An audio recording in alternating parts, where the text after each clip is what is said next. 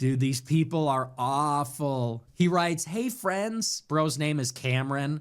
No offense if your name is Cameron, but that's kind of like one of the gayest names in existence. Cameron said, hey, friends. Tough news to share.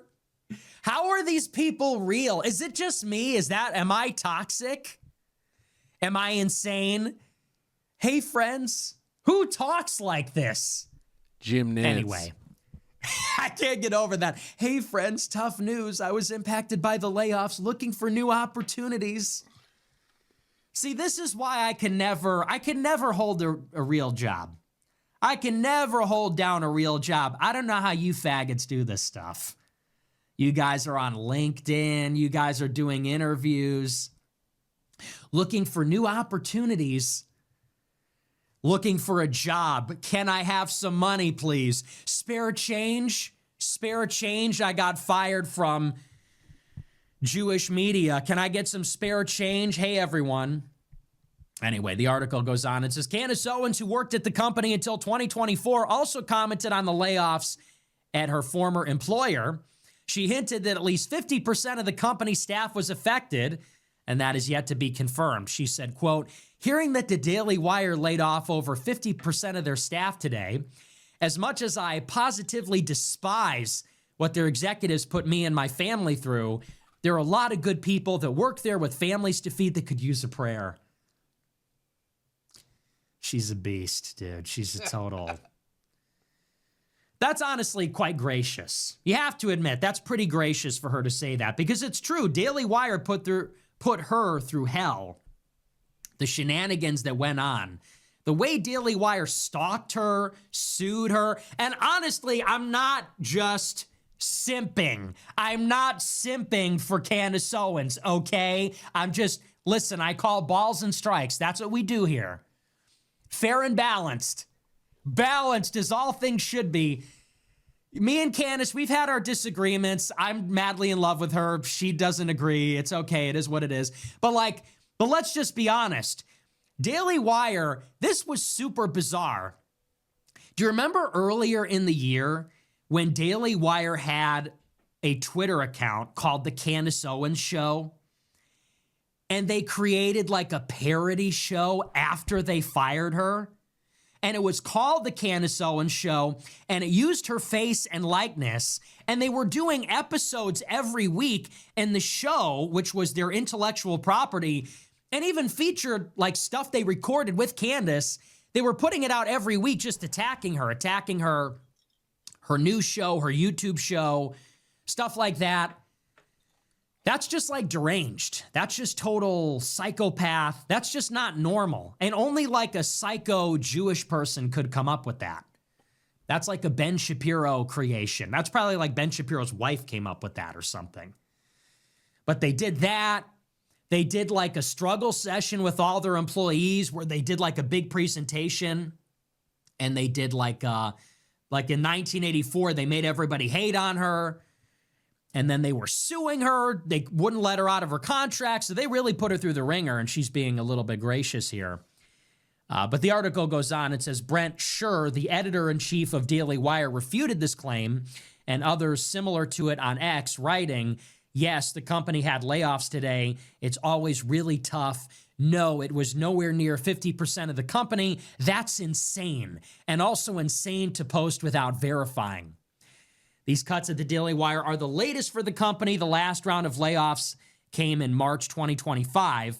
The layoffs at Daily Wire are just the latest in the entertainment and media sector. A couple of weeks ago, Disney announced layoffs totaling 1,000 people across Marvel, its PR division, and home entertainment. Axios and Netflix also announced layoffs in March and February.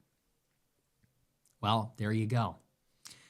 So the Daily Wire is crashing and burning, and you have to give credit where it's due. I think this is largely due to Candace Owens. I think it is the media environment in general, which is to say that people are sick of the pro-Israel spin. The numbers don't lie. When you look at the podcast numbers on Spotify, on Apple, YouTube, even on Rumble, the biggest podcasts in the world, it's just not even close. It's only people that are Israel critical. That's it. If you look at any of the top 10, top 5 charts on Spotify, Apple, like I said, literally any one of the platforms, and you know the score, it's Tucker Carlson, it's Megyn Kelly, Candace Owens, Piers Morgan, Joe Rogan, Tim Dillon.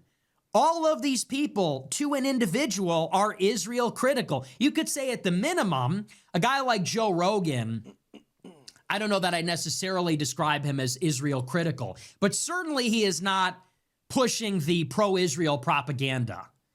And at times he has voiced skepticism. He's platformed people that are Israel critical, like Theo and like Dave Smith and others too. But the rest of the cast of characters, I believe they are now firmly on the...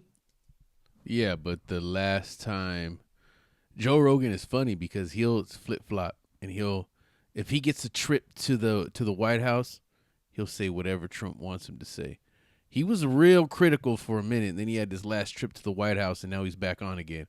Now he's back pro-Trump again, no matter what Trump does. So he's kind of like, he's an opportunist. Israel critical or Israel negative side. Tucker Carlson, certainly. Candace Owens, definitely. Megyn Kelly and Piers Morgan, definitely trending in that direction, especially this year in the past 3 to 6 months.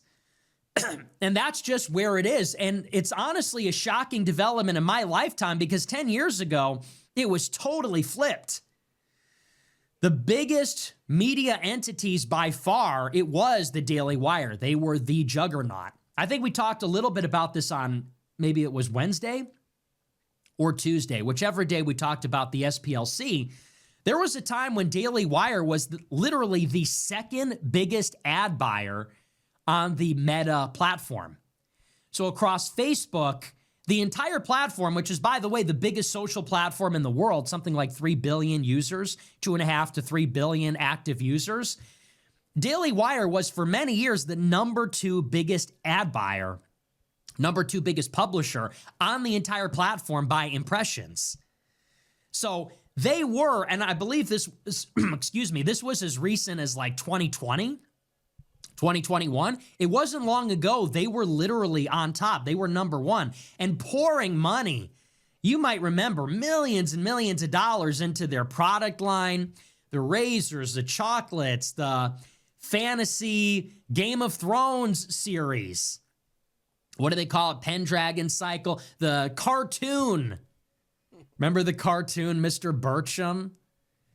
Pouring tons of money into all this kind of stuff. Huge studios, big offices, these documentaries with Matt Walsh. What is a woman? What is a racist? And now they're utterly devastated. People have been posting the Social Blade numbers. I don't think they've gained subscribers this year. You look at the numbers, it is like a precipitous drop-off in literally just the last 6 months. And so I would attribute that largely to Candace Owens and her departure, which I think shined a light on Daily Wire in particular. But it's also just the changing landscape in general, which is that people are just rejecting these foreign-controlled offerings that we're getting.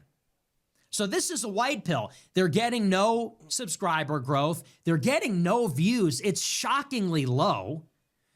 And now apparently, I guess they're just not making money. They're just running out of money. They say that Jeremy Boring bled the company dry with the fantasy series, blew a lot of money trying to be the new Hollywood.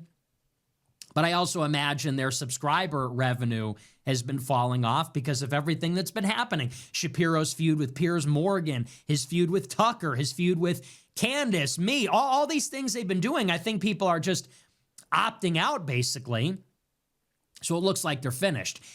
Pretty much, it's like anything, if it's like basketball where you have big men in the 90s and now you have big men in today's era. It's like it's either leaning into you or it's leaning out of you. And like you said, 10 years ago, the Daily Wire was the place to get the information. Now,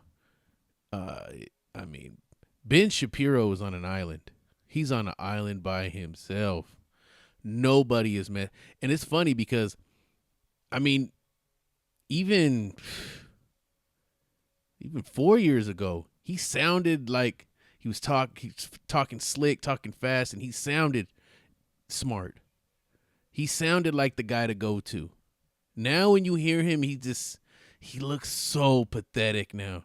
He looks just like, this guy's a sad dude. He's begging every single time. Most of the influencers like Nick Fuentes and Tucker Carlson and Megyn Kelly and those big podcasters have really gotten him out of there. They make him look so lame on every clip. So yeah, he's right. There's gonna probably be a big donor that's gonna bail him out. So we won't be out of the fire yet with the Daily Wire, spreading their, pro propaganda. I won't even say it because I don't want to get flagged here either. So yeah, man. Well, like, follow, subscribe.